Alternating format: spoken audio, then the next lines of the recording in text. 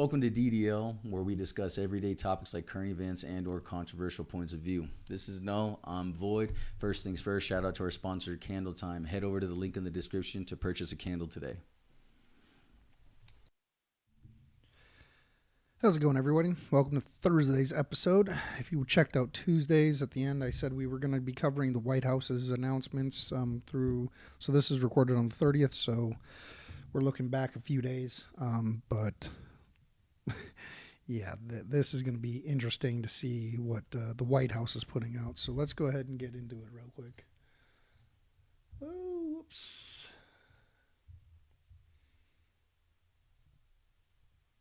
Okay, week 10 wins. President Trump fuels Americans' golden age.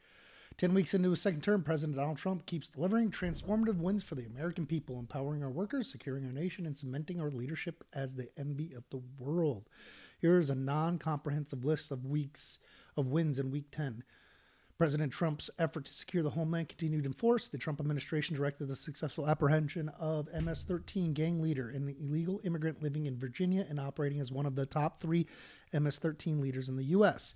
ICE arrested 370 plus illegal immigrants as part of the major operations in Massachusetts, many of whom have serious criminal convictions and charges including murder, child rape, fentanyl, trafficking, and armed robbery.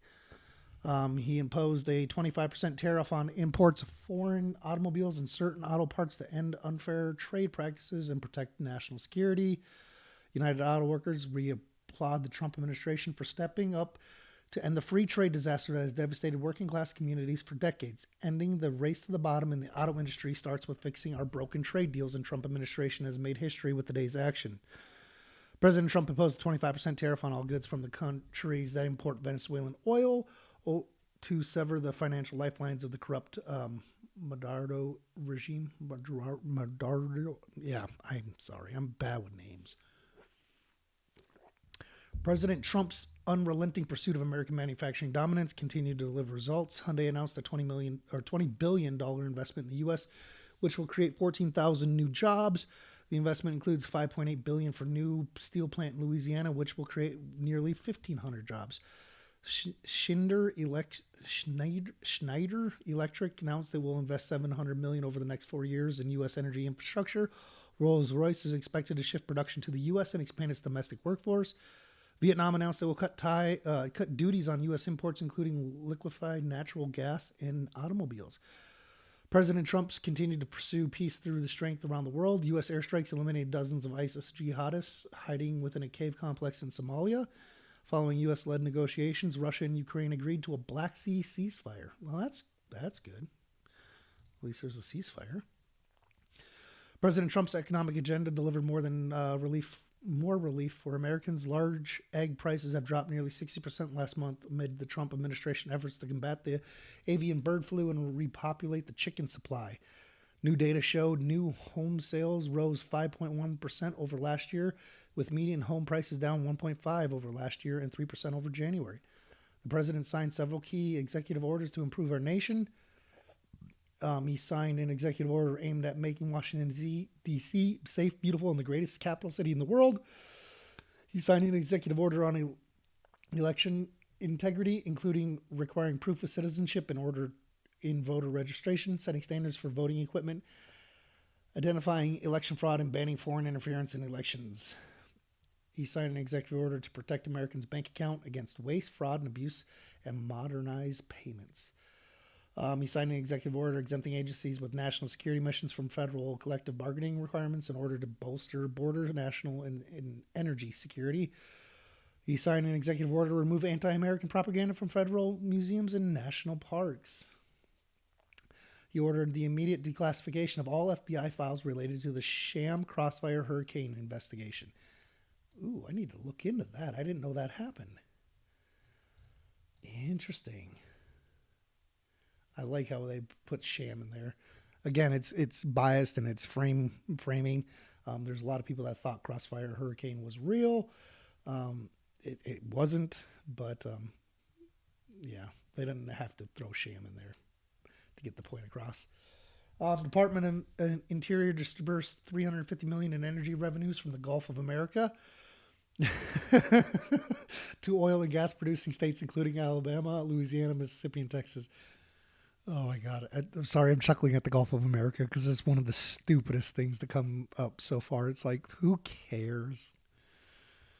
The Department of Interior announced nearly 40 million in total receipts from its first oil and gas lease sales of the year.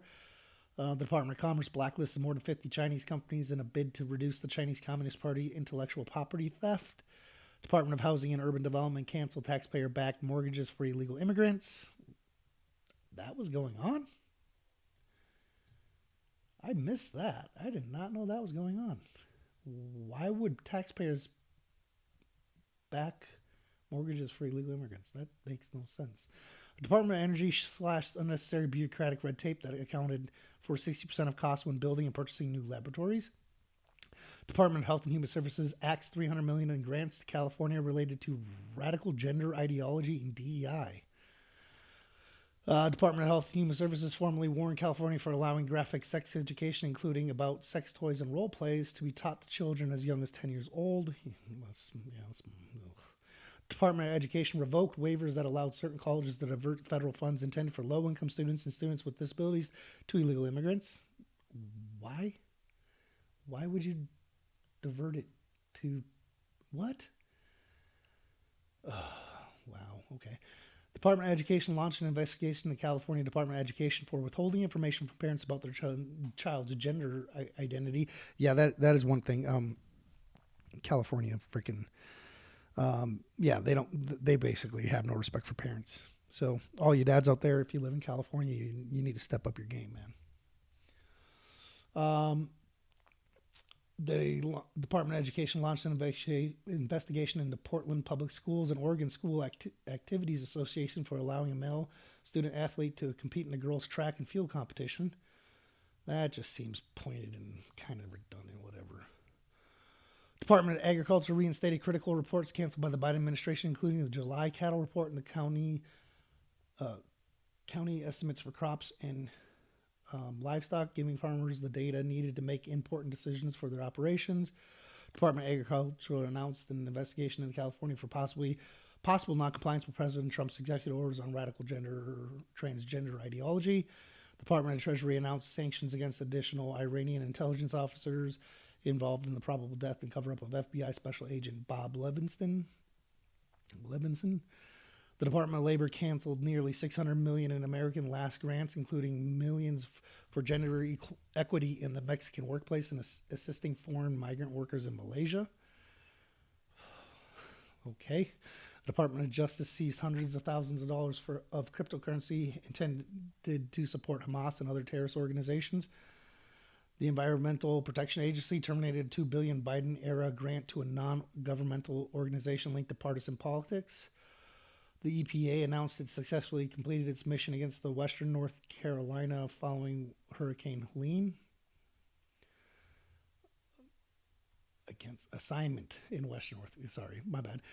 The OMB cut a wasteful $3 million Biden-era slush fund. Small Business Administration announced actions to reverse Biden-era mismanagement of its Core 7A loan program. U.S. Coast Guard awarded a $1 billion contract for dozens of heavy icebreaker ships, which play a crucial role in the defense of American interests. University of Michigan announced it will end its diversity, equity, and inclusion-related programming following President Trump's executive order this year. President Trump's nominees continue to be confirmed at a rapid pace, with the Senate confirming Secretary of the Navy John Flynn, White House Office of Science and Technology Policy Director Michael Kretosis. I am so bad with names. Wow, I'm sorry, guys.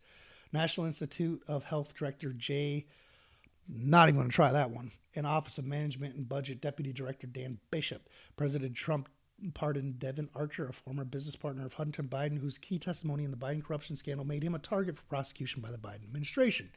That's right, because the Biden administration used lawfare to go after anyone that was attempting to hurt anyone on the left.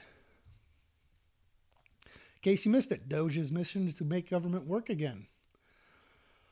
Last night, members of the Department of Government Efficiency team met Brett Baer on special report, a compelling segment on their efforts to fulfill President Donald J. Trump's mission of making government work for the people again. Here's what you missed. Tom Kraus on restoring fiscal responsibility. We're changing the culture. There's 500 billion of fraud every year. There's hundreds of billions of dollars of improper payments, and we can't pass an audit. If I was a public company CFO, I would effectively be removed. Adam Morgan, blah, blah, I'm sorry, guy. I'm going to stop. Aram, not Adam, sorry, Aram, on improving Social Security benefits. Excuse me. The two improvements that we're trying to make to Social Security are helping people that legitimately get benefits protect from their fraud and experience every day on a routine basis, and also make the experience better. At Social Security, one of the first things we learn is they get phone calls every day of people trying to change direct deposit information. We learn 40% of the phone calls that they get are from fraudsters, almost half. Elon Musk on tracking down the fraudulent payments. There were over 300 million of small business administration loans that have been given out to people under the age of 11, 300 million to over the age of 120. The youngest recipient of a small business administration loan is a 9-month-old. Wow. Wow. Brad Smith on enhancing healthcare. There's 700 different IT systems today at NIH. They can't speak to each other. They have 27 different CIOs. And so when you think about making great medical discoveries, you have to connect the data. Joe Gibbia on making government retirement more efficient. The process takes many months, and we're going to make it just many days. Okay. Elon Musk on waste, fraud, and abuse. The sheer amount of waste and fraud in the government is astonishing. It's mind-blowing. We routinely encounter wastes of 1 billion or more casually. Elon Musk on Doge's core mission. At the end of the day, America is going to be in much better shape. America will be solvent. The critical programs that people depend upon will work, and it's going to be a fantastic future. Well, thank you, Mr. Musk. I am happy with Doge's. I've never been a fan of taxes. I've never been a fan of government spending, especially with we have nothing, no way to check on it. So Doge is actually, in my opinion, a very smart thing to do. Making the District of Columbia safe and beautiful. So this is the executive order. Yeah. So its purpose, its policy by fighting crime. Let's see what else. Making it beautiful. The Secretary of the Interior. Yeah. So this basically sets forth. So let's check out the fact sheet for it. Fact sheet. The executive order establishes a task force officially known as the DC Safe and Beautiful Task Force that will be comprised of key members of key government agencies. Task force is directed to surge law enforcement officers in public areas and strictly enforce quality of life laws in public areas like drug use, unpermitted demonstrations, vandalisms, and public intoxication. Maximize immigration enforcement to apprehend and deport dangerous illegal aliens, including monitoring DC's cooperation with federal immigration authorities. Help DC's foreign crime laboratory get accreditation. Provide assistance to the DC Police Department in recruiting and retaining officers and boosting capabilities. Keep dangerous criminals off the street by strengthening pretrial detention policies. Expedite concealed carry licenses for law-abiding citizens. Crack down on fare evasion and other crimes in the D.C. metro system. The executive order also creates a program to beautify Washington, D.C. This includes restoring and beautifying federal buildings, monuments, statues, memorials, parks, roadways, removing graffiti from commonly visited areas, and ensuring the cleanliness of public spaces and parks. The National Park Service will rapidly clear all homeless encampments and graffiti on federal lands. Americans deserve a better capital than today's Washington, our nation's capital. The only city that belongs to all of us must be a symbol of pride for American people and a safe location for public servants to do the people's work. Today, because of failed policies, it's not. Crime is near historic highs, yet D.C. police force numbers recently reached a half-century low. The left is touting modest decreases in D.C. crime in 2024, but they still represent a massive increase from their earlier rates. In 2023, violent crime rose by 39%, property crime rose by 24%. This mirrors the spin that they tried to put on decreases in the rate of inflation in recent years. Inflation is still up, and so is crime, and Americans are smart enough to notice. For example, 2023 saw the highest number of homicides in the district since 1997. D.C. Metro Police Department needs at least 4,000 officers, yet has fewer than 3,500. D.C.'s failed policies open the door to disorder and criminals notice. Washington, D.C. has abandoned traditional pre-trial detention and effectively replaced it with catch and release. Decriminalize marijuana, let rioters, who cares about decriminalizing marijuana? Let rioters run loose even as they vandalize property and assault police. Yeah, that is true. The left in 2016, in 2020, I mean, yeah, the left basically, the summer of love, man. Just go back, remember the summer of love. The left destroyed a lot of major cities in this country, and no one's been held accountable. In 2022, the Biden U.S. attorney for D.C. declined to prosecute 60% of arrested people who would have been tried in D.C. Superior Court. The vacuum in law enforcement has created an environment that facilitates crime and blight, encourages homelessness and vagrancy encampments, and jeopardizes public safety. D.C. crime lab remains partially unaccredited, creating a bottleneck for investigations. Federal authorities will assist in capacity so forensic work can resume and accreditation can be regained. President Trump keeps his promises. President Trump is following through on his promise to restore Washington, D.C. to glory by making the nation's capital safe and beautiful once again. On President Trump's first return to Washington since leaving office in 2021, he lamented the filth and the decay that marred the nation's capital in his absence. President Trump's later promised that his administration would take over the horribly run capital of our nation, Washington, D.C., and clean it up, renovate it, and rebuild our capital city as it is no longer a nightmare of murder and crime, but rather it will become the most beautiful capital anywhere in the world.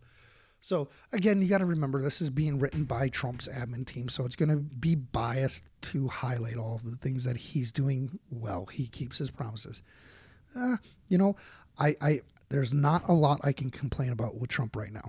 There are some things I can complain about, but for the most part, he's actually doing a half-decent job.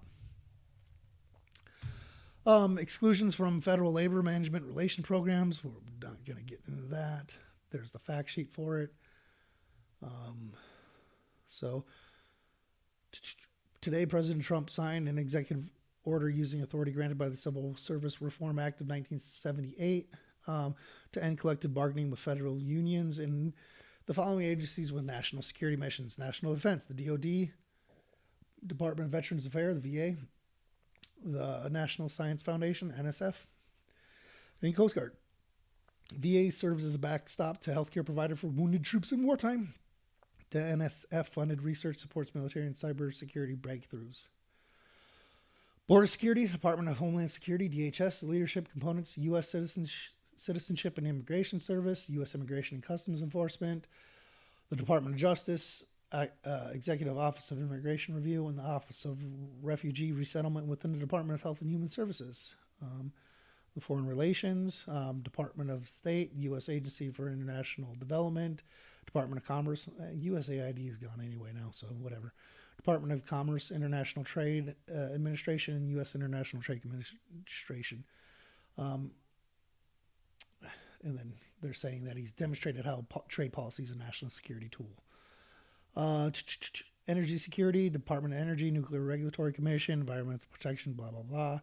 Pandemic Preparedness, Prevention, Response within HHS, the Secretary of Office, So it's just going through and just basically saying these guys are no longer allowed to be collective bargaining.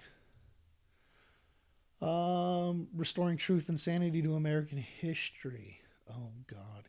So let's get into the fact sheet on this one, because I've been seeing a lot of Facebook posts on this and talking about how they're rewriting history, and let's just see what they actually are doing on this.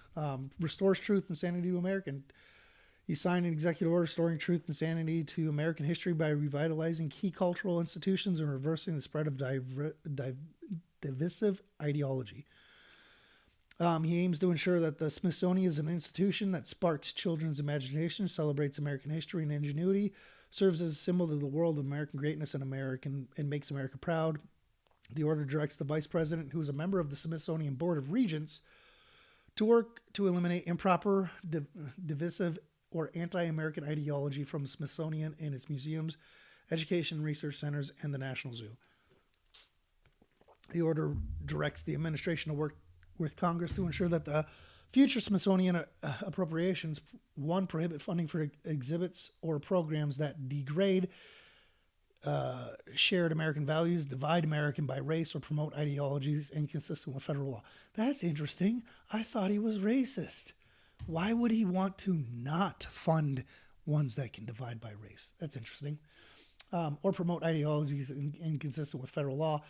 And two, celebrate women's achievements in the American Women's History Museum and do not recognize men as women.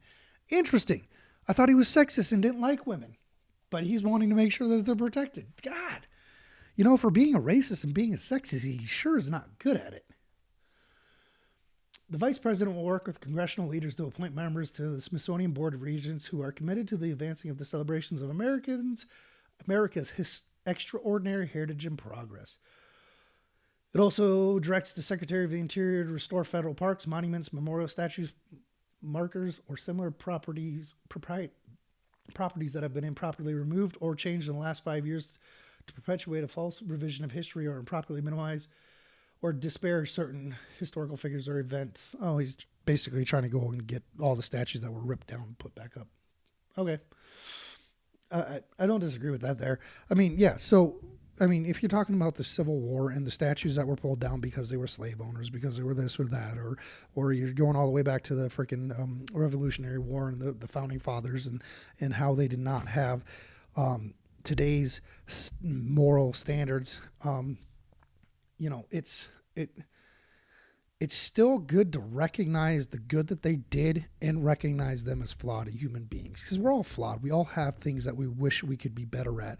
And in 100 years, 200 years, 300 years from now, people looking back at our lives are going to be in the same thing. Well, their morals that they live by, the laws that they live by, the things that they did are not acceptable in this day and age. I hope that they recognize that in our time, our civilization, as it currently sits, these were things that we were working on or that were self-evident, or however you want to say it. I mean, you can go all the way back to the Roman times, right? Romans are considered one of the great civilizations. They built the roads, you know. They had all these things. They had the Senate, the start of democracy came from Romans, but they had a lot of flaws too. All the roads built by slaves. I mean, all the big monuments and stuff like that built by slaves, right? So there's always things in our history that we wish could be better that don't fit our moral standard today. And going forward, they're going to have moral standards that we don't fit either. So that's actually, I kind of like that one, putting it back. Combating corrosive ideology.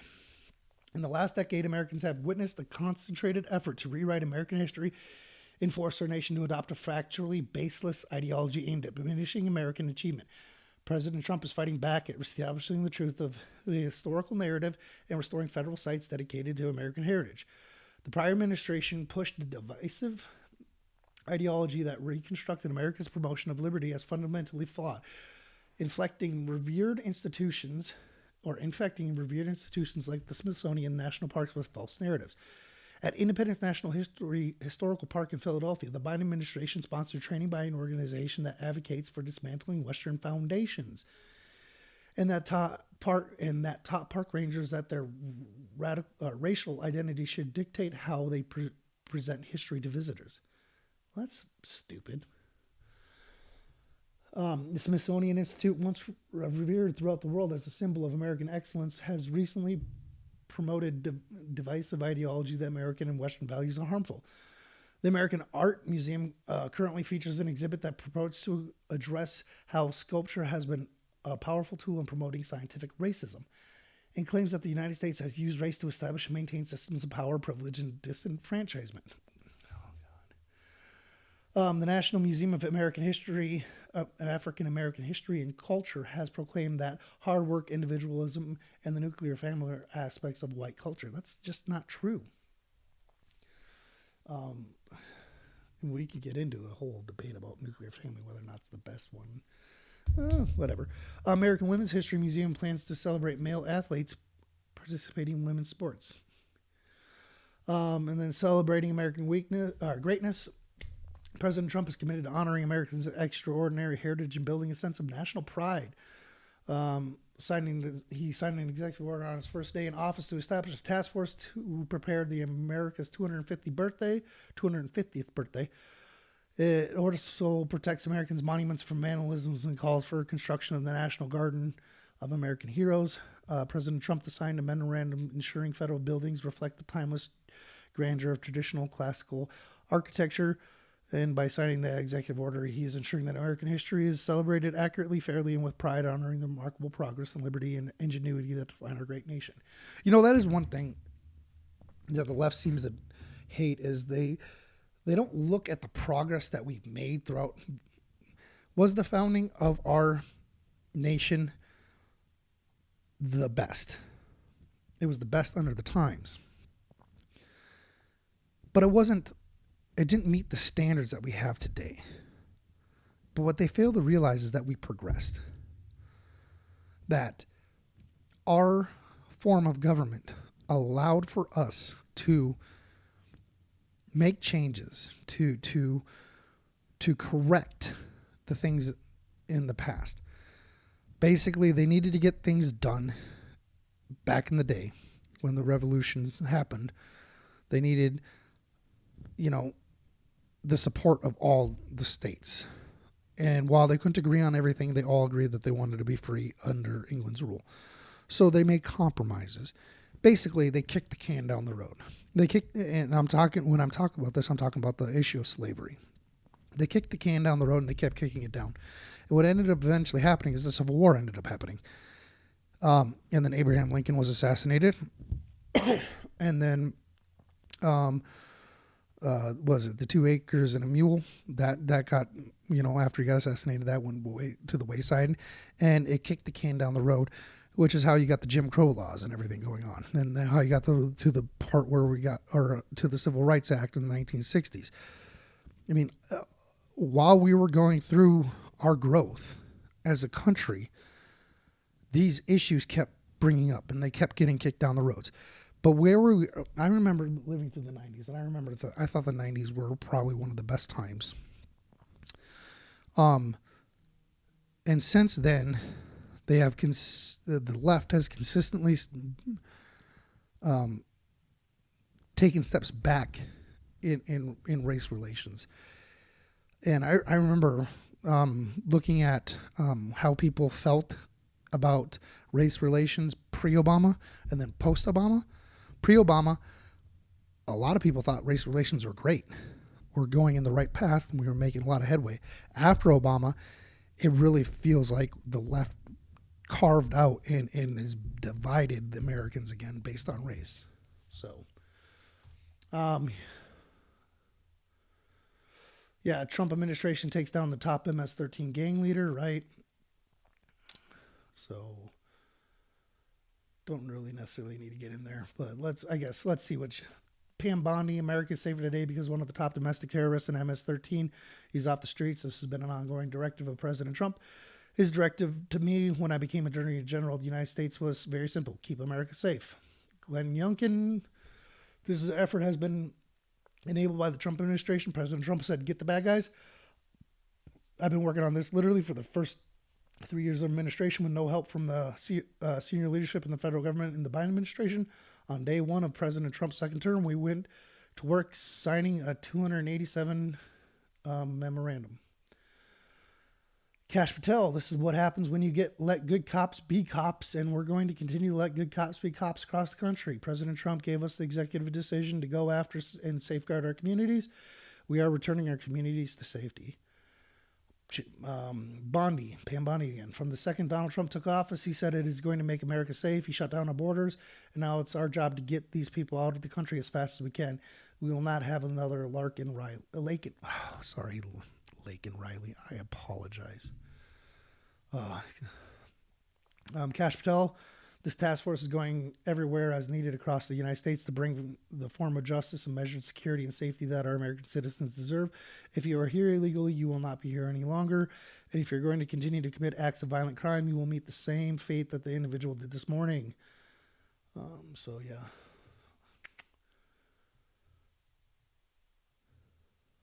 Yeah, so here's adjusting imports of automobiles and automobile parts in the United States.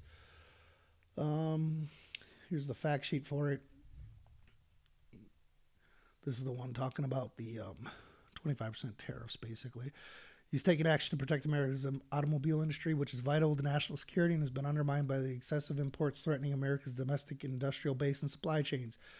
25% tariff will be applied to imported passenger vehicles, sedans, SUVs, crossovers, minivans, cargo vans, and light trucks, as well as key automobile parts, engines, transmissions, powertrain parts, and electrical components, which possess with processes to expand tariffs on additional parts if necessary.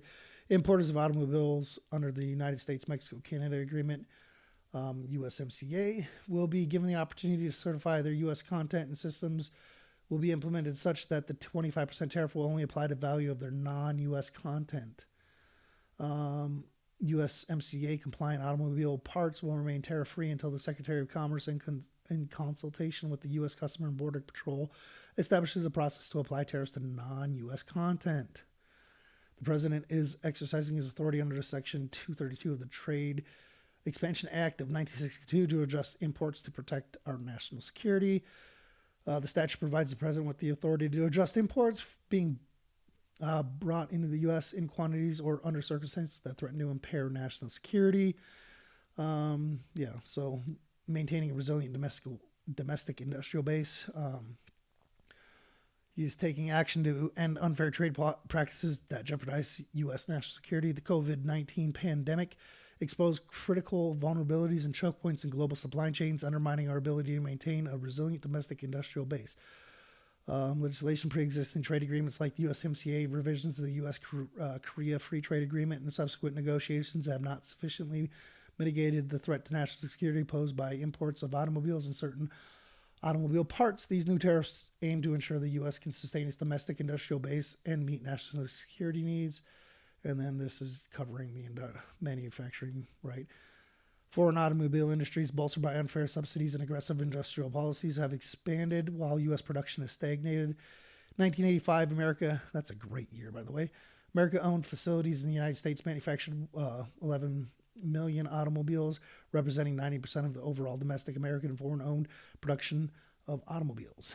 In 2024, Americans bought approximately 16 million cars, SUVs, and light trucks, and 50% of these vehicles were imports, 8 million. That's a huge change in 40 years. Of the other 8 million vehicles assembled in America not imported, the average domestic content is conservatively estimated at only 50%, is likely closer to 40%. Therefore, of the 60 million cars bought by Americans, only 25% of the vehicle's content can be characterized as made in America.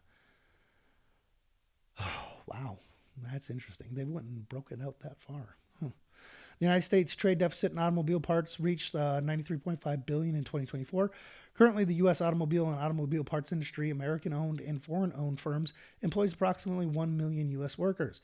Employment in automotive parts manufacturing totaled approximately 553,300 jobs in 2024, a decline of 286,000 jobs, or 34% since 2000. Interesting.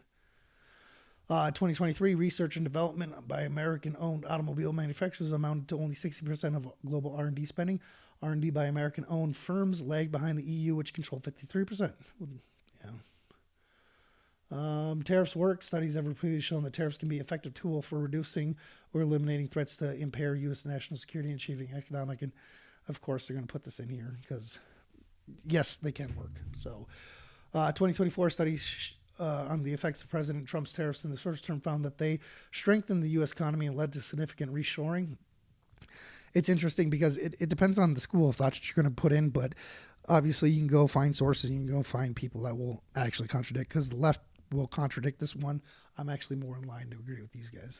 2023 reported by the U.S. International Trade Commission that analyzed the effects of the Section 232 and 301 tariffs are more than $3 billion in U.S. imports, found that the tariffs reduced imports from China and effectively stimulated more U.S. production on the tariff goods, which with very minor effects on prices. According to the Economic Policy Institute, the tariffs implemented by President Trump during his first term clearly showed no correlation with inflation and only had temporary effect on overall price levels. An analysis from the Atlantic Council found that tariffs would create new incentives for U.S. consumers to buy U.S.-made products. And that actually makes sense, right? Because everyone always talks about how tariffs are attacks on the people.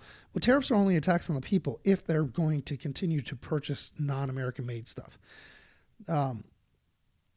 it's really interesting.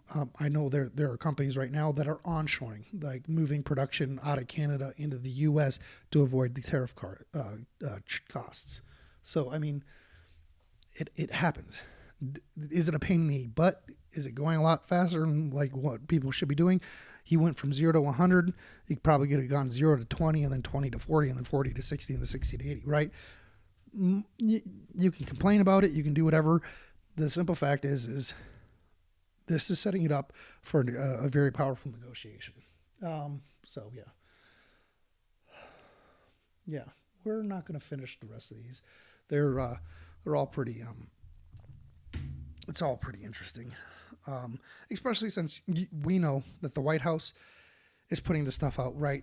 So it's going to have its own personal spin. It's going to have its bias because they're working for the administration. So you got to take some of it with a grain of salt.